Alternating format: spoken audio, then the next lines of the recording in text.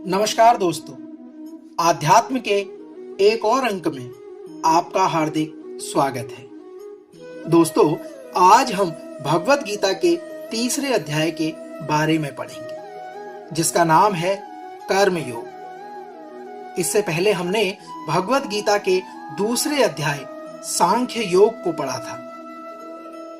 दोस्तों, कर्म तो हर समय हम सब करते हैं। ऐसा कोई समय नहीं है जिसमें हम कर्म को किए बिना रह सके।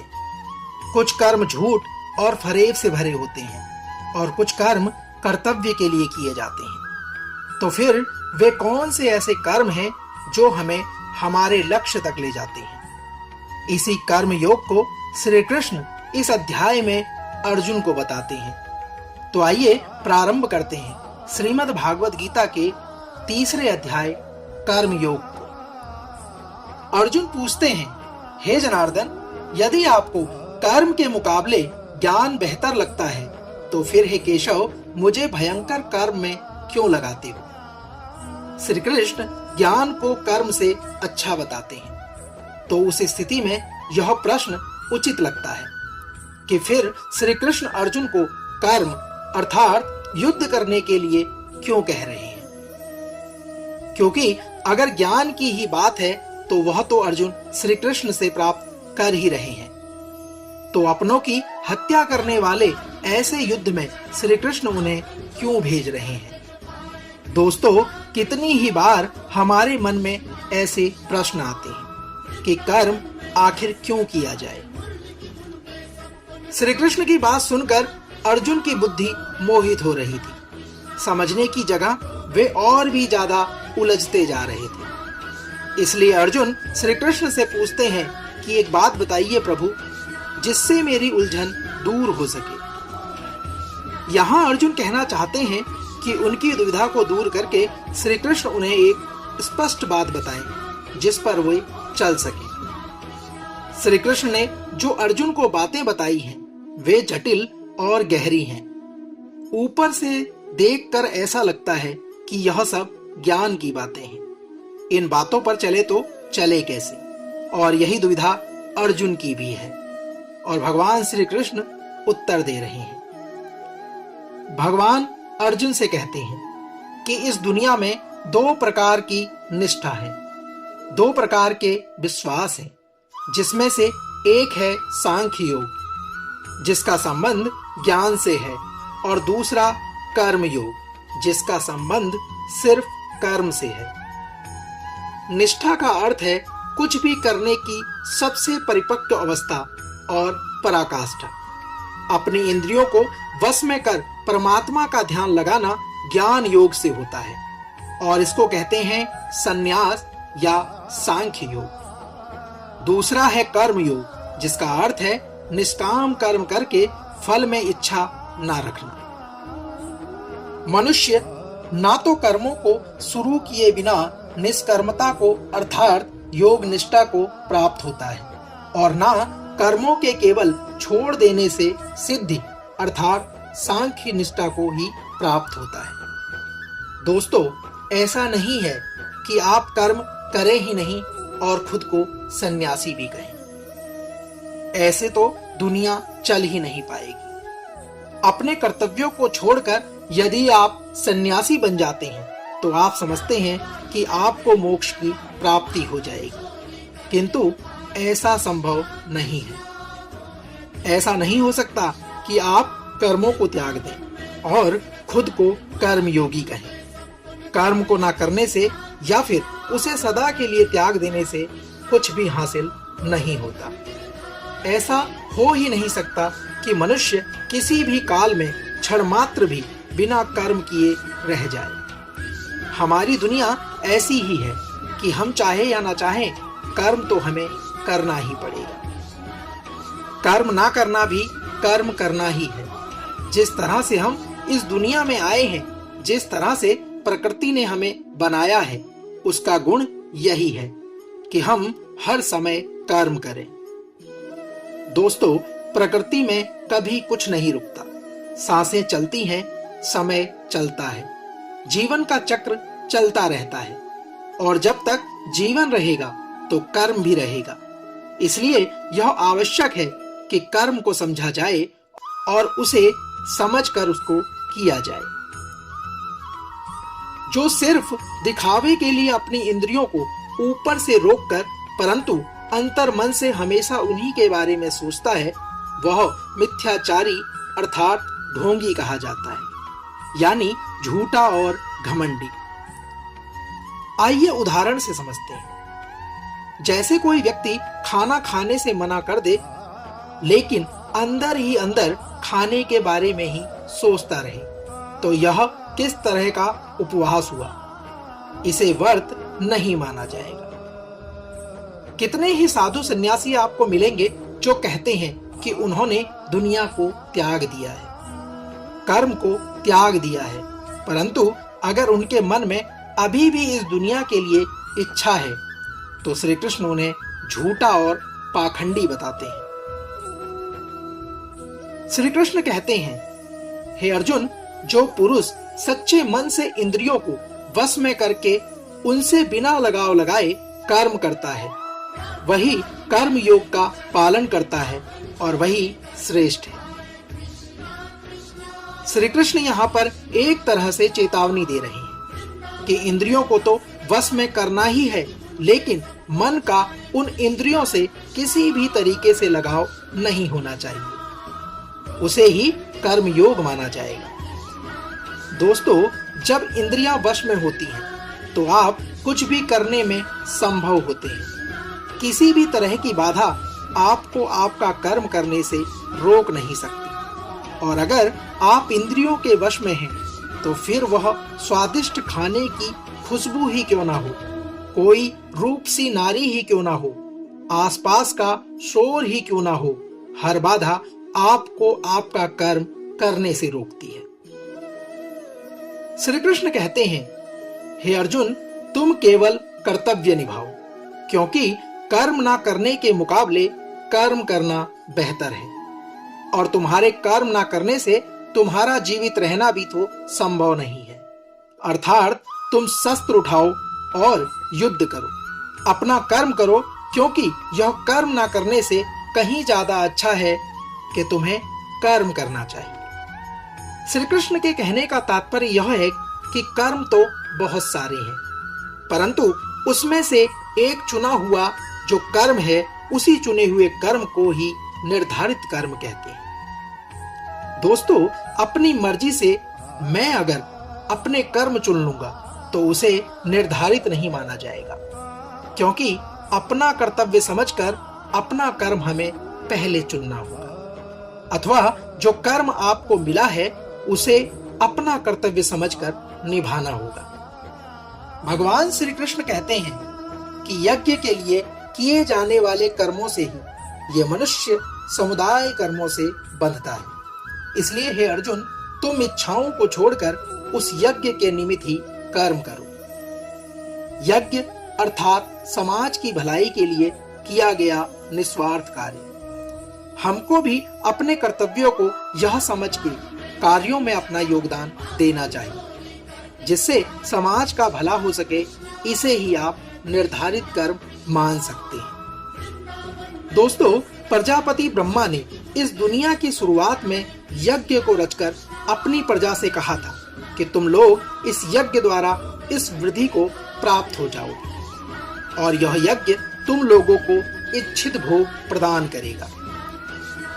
घरों में जो यज्ञ किए जाते हैं उन्हें एक धार्मिक कर्म कांड ना समझकर उसका महत्व समझना चाहिए। यज्ञ हमारे संस्कारों का संगठित रूप है। संस्कार का अर्थ है कार्य करने का सबसे उत्तम तरीका। यज्ञ में हम हर विधि को या संस्कार को उचित तरीके से पूरा कर कर्म को शुरू करते हैं। यज्ञ एक तरीके से हमें राह प्रदान करता है। अगर आगे भी संस्कारों का पालन होगा तो हमारा ध्येय अवश्य पूर्ण होगा। ब्रह्मा कहते हैं कि यज्ञ से सब लोगों को, देवताओं को खुश करना चाहिए, और वे देवता खुश होकर हम सब की भलाई करेंगे। इस प्रकार निस्वार्थ भाव से एक दूसरे को उन्नत करते हुए तुम लोग परम कल्याण को प्राप्त हो जाओगे। दोस्तों, यज्ञ देवताओं को खुश करने का सबसे अच्छा तरीका है और उसके बदले में देवता आप सबको खुश रखते हैं, आपकी उन्नति करते हैं। इसलिए काम को शुरू या कोई शुभ कार्य करने से पहले ईश्वर का नाम लेना आवश्यक है। यही ईश्वर का नाम जब सही तरीकों या सही पद्धति के साथ किया जाता है तो उसे यज्ञ कहते हैं। यज्ञ को अपने और देवताओं के बीच का एक माध्यम मानना चाहिए, जिससे दोनों के बीच में संबंध बना रहता है। यज्ञ करके जब आप देवताओं की पूजा करते हैं तो वे आपके बिना मांगे ही आपकी सभी इच्छाओं को पूर्ण कर देते हैं। लेकिन जो यज्ञ नहीं करता और उस यज्ञ से देवताओं को प्रणाम नहीं करता, लेकिन फिर भी अपनी इच्छाओं को पूर्ण करना चाहता है, उसे चोर समझना चाहिए। दोस्तों, कुछ करने से ही कुछ मिलता है और कुछ देने से ही कुछ हासिल होता है। बिना अर्घ चढ़ाए या बिना पूजा किए अगर कोई चाहेगा कि उसकी इच्छाएं पूर्ण हो तो वो चोर है। बिना कोई काम किए अगर कोई सोचे कि उसका काम बन जाए तो इस बेईमानी को चोरी ही कहा जाएगा। यज्ञ से बचे हुए अन्न को खाने वाले श्रेष्ठ पुरुष सब पापों से मुक्त हो जाते हैं और जो पापी लोग अपना शरीर पोषण करने के लिए ही अन्न पकाते हैं, वे तो पाप को ही खाते हैं। हम यहाँ सिर्फ खाना खाकर जिंदा रहने और फिर मृत्यु को प्राप्त हो जाने के लिए पैदा होते हैं। ऐसे जीवन का क्या मतलब? कृष्ण कहते हैं, अपने जीवन का उद्देश्य हमें समझना होगा। इस ब्रह्मांड में हम क्यों हैं? क्यों हमें ईश्वर या मोक्ष को प्राप्त करना है, यह हमें समझना पड़ेगा और वह समझने के लिए यज्ञ जैसे अनुष्ठान किए जाते हैं। जो लोग यज्ञ और ईश्वर को याद किए बिना सिर्फ अपने जिंदा रहने में लगे रहते हैं, उन्हें भी चोर समझा जाता है। श्री कृष्ण आगे कहते हैं, अगर अन्न खत्म हो जाए तो सब खत्म हो जाएगा। संपूर्ण प्राणी जगत हर कोई अन्न से उत्पन्न होते हैं। अन्न की उत्पत्ति वर्षा से होती है और वर्षा यज्ञ से होती है और यज्ञ कर्मों से होते हैं और कर्मों की उत्पत्ति वेदों से होती है। हमारी संस्कृति का सारा ज्ञान वेदों से ही तो आया है। कर्म क्या है उसकी परिभाषा भी वेद से आई है और वेद परम पिता परमात्मा से उत्पन्न हुआ है।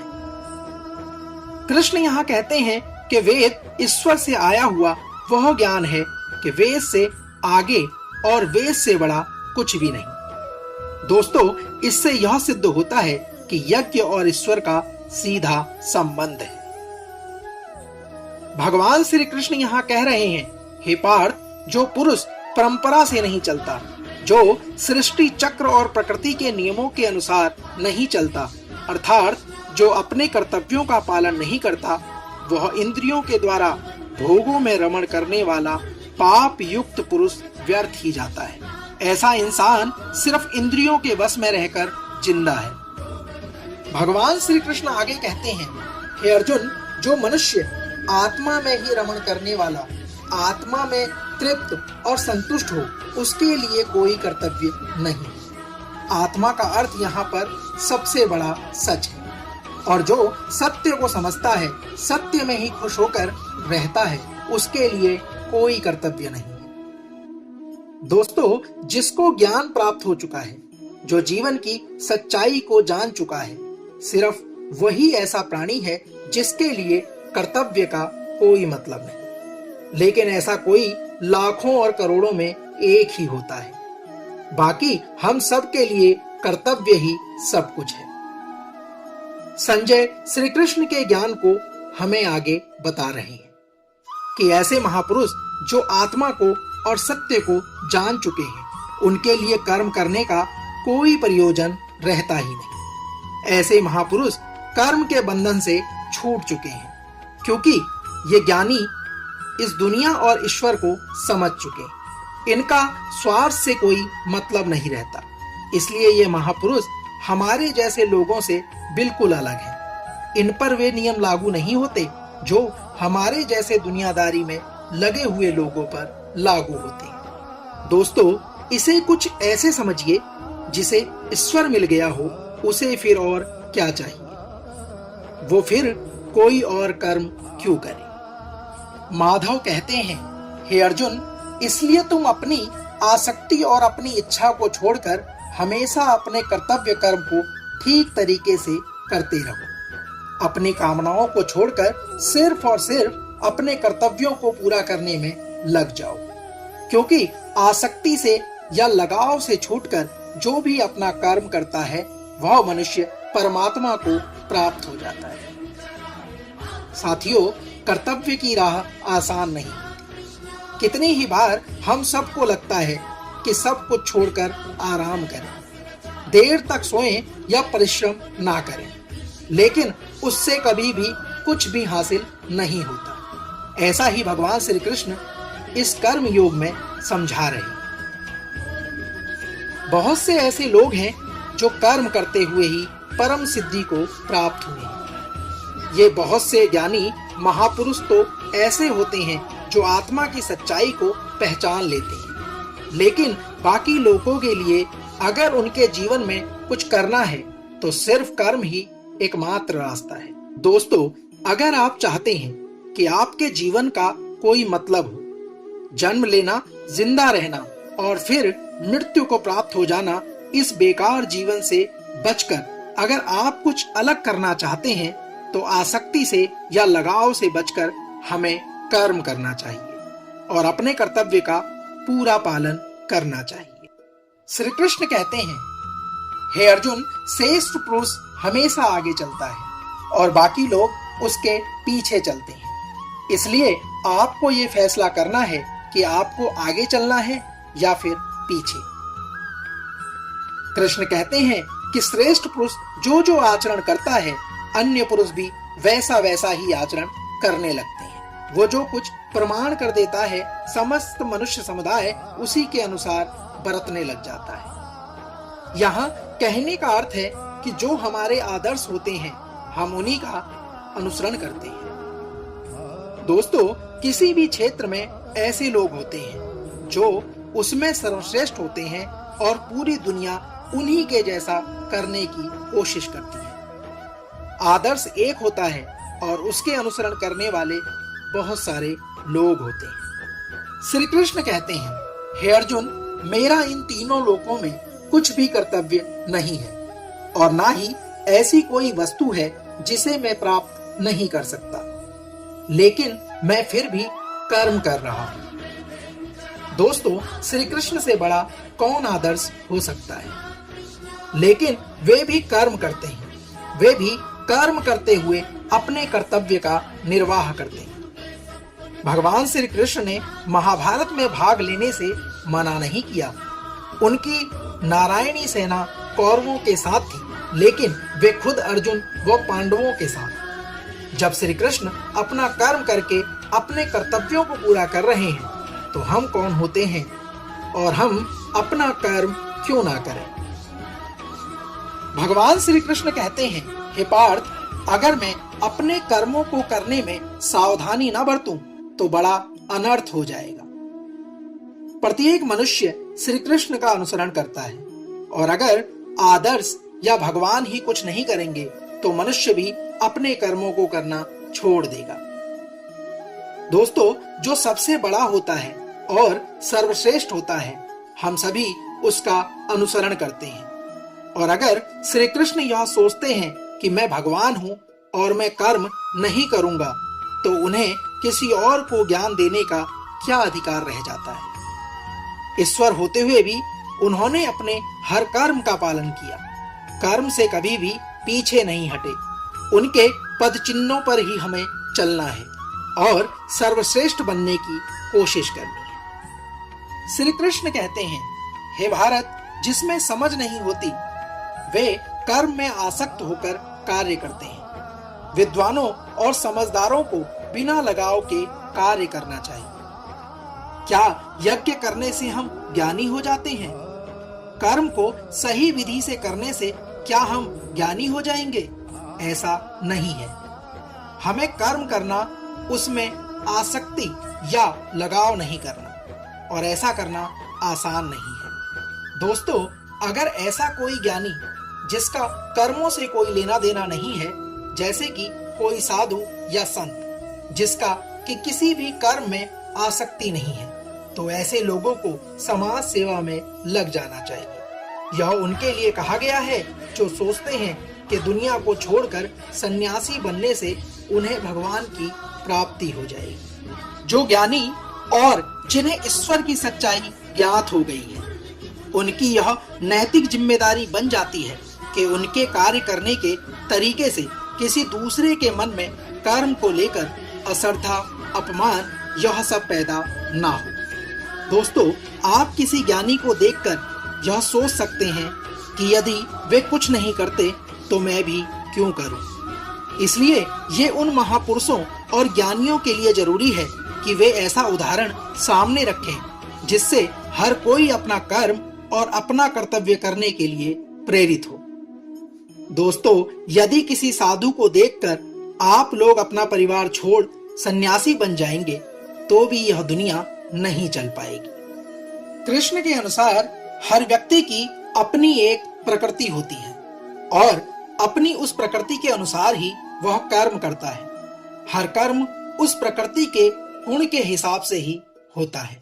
जिसके अंदर घमंड भरा होता है वह यह सोचता है कि सब मैं ही कर रहा हूं, और ऐसा सोचने वाले व्यक्ति को अज्ञानी कहा गया है। दोस्तों, आप जो भी कार्य करते हैं उस कार्य को करवाने वाली आपकी प्रकृति होती है और उसके गुण होते हैं। कितनी ही बार ऐसा होता होगा कि गुस्से में आप कुछ ऐसा कर जाते हैं जो आप नहीं करना चाहते। वो आपका क्रोध आपसे करवा देता है। यहाँ सोचिए और समझने की कोशिश करिए कि आपकी प्रकृति क्या है। यहाँ पर भगवान श्री कृष्ण बहुत ही गहरी बात कर रहे हैं। श्री कृष्ण कह रहे हैं सात्विक, राजसिक और तामसिक 3 तरह की प्रवृत्तियां होती हैं। फिर उनके गुण विभाग और कर्म विभाग होते हैं। इन्हीं गुणों की वजह से आप कर्म करते हैं। यदि आप तामसिक गुण के हैं तो आप आलस या नींद या फिर इसी तरह के बुरे कर्म करेंगे। राजसिक गुण वाला व्यक्ति हर बात में बहादुरी और शौर्य दिखाएगा, और जो ज्ञानी होते हैं वे जानते हैं कि यही गुण उनसे कर्म करवा रहे हैं। और हम जैसे ज्यादातर लोग जो ज्ञानी नहीं होते वो समझते हैं कि सब कुछ वे ही कर रहे हैं। भगवान कह रहे हैं कि कर्म में लगे हुए ज्ञानियों को ये जानना चाहिए कि गुण ही उनसे कर्म करवाते हैं। वे खुद कुछ भी नहीं करते, और ज्ञानी जब इस बात को समझ लें तो ये उनकी जिम्मेदारी होती है कि वे अज्ञानियों को समझाएं कि कर्म ही उनका धर्म है। ज्ञानी अर्थार्थ की पहुंचे हुए लोग, ये लोग जान जाते हैं कि उनके अंदर के गुण आते और जाते रहते हैं और बदलते रहते हैं, और इन्हीं के अनुसार उनके कर्म भी बदलते रहते हैं। इसलिए वे उन कर्मों को करने वाला खुद को कभी नहीं मानते। वे सब कार्य करते हैं और बाकी सब ईश्वर को सौंप देते हैं। इसी प्रकार हमें भी कार्य करके बाकी सब कुछ ईश्वर पर छोड़ देना चाहिए। माधव अर्जुन से कहते हैं कि तुम मुझे अंतर्यामी परमात्मा में अपने सारे कर्मों को अर्पण कर दो। आशा को छोड़ दो, ममता को छोड़ दो, दुख को दूर करके सिर्फ युद्ध करो।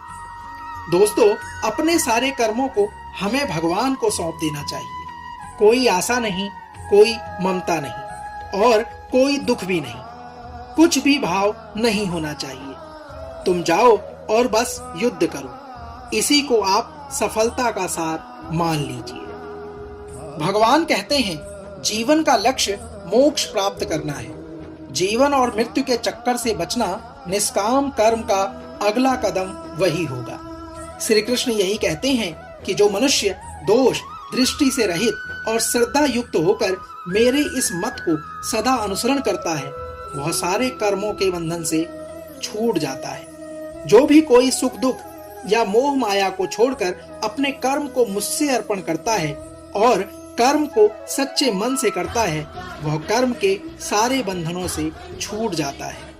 और कर्म के बंधन से छूटने का अर्थ है जन्म और मृत्यु के चक्कर से बचना। श्री कृष्ण कहते हैं कि कई लोग घमंड करके खुद को बहुत बड़ा समझ लेते हैं। उन्हें लगता है कि वह सब करते हैं, सब कुछ वही करते हैं। उन्हें नहीं लगता कि उन्हें अपना कर्म भगवान को अर्पण करना चाहिए। ऐसे लोग अपने झूठे ज्ञान में ही मस्त रहते हैं। श्री कृष्ण उन्हें मूर्ख बताते हुए उनसे दूर रहने की सलाह देते हैं। दोस्तों, आपको अपने चारों तरफ कई सारे घमंडी दिख जाएंगे जिन्हें लगता है कि वे कुछ गलत ही नहीं कर रहे।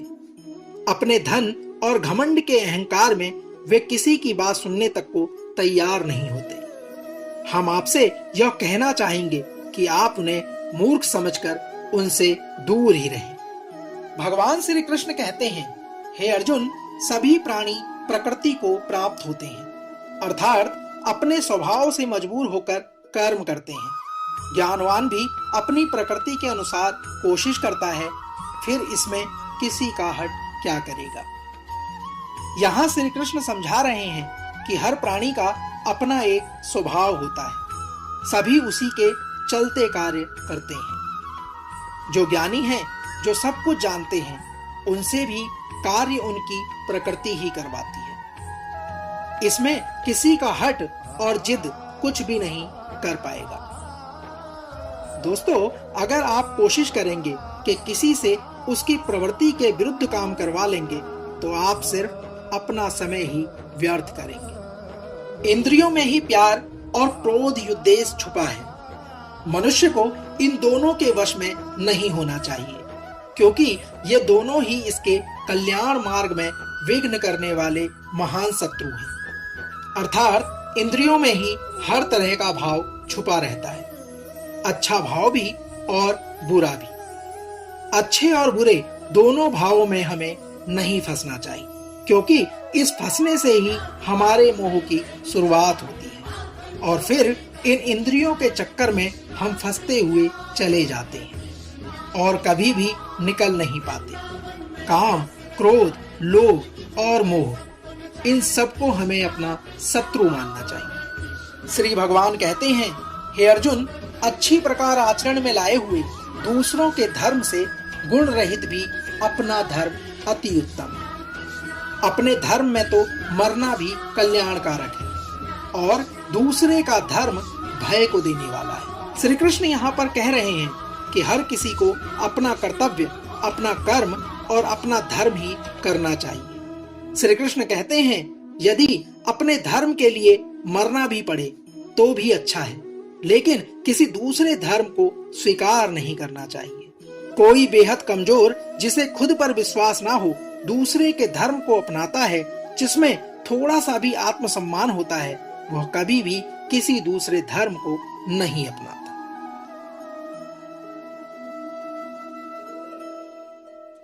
अर्जुन कहते हैं, हे कृष्ण, तो फिर ये मनुष्य खुद ना चाहते हुए भी जबरदस्ती किस बात से प्रेरित होकर पाप का काम करते हैं। दोस्तों, यहाँ पर अर्जुन एक बहुत ही अच्छा सवाल श्री कृष्ण से पूछते हैं कि क्यों मनुष्य श्री कृष्ण के बताए रास्ते के अनुसार नहीं चल पाता, क्यों वह पाप के रास्ते पर चला जाता है। ऐसा क्या हो जाता है कि लोग पाप के रास्ते पर चलते जाते हैं, चाहे वे इस बात को जानते हों या नहीं जानते। वह क्या चीज है जो उन्हें विवश कर देती है।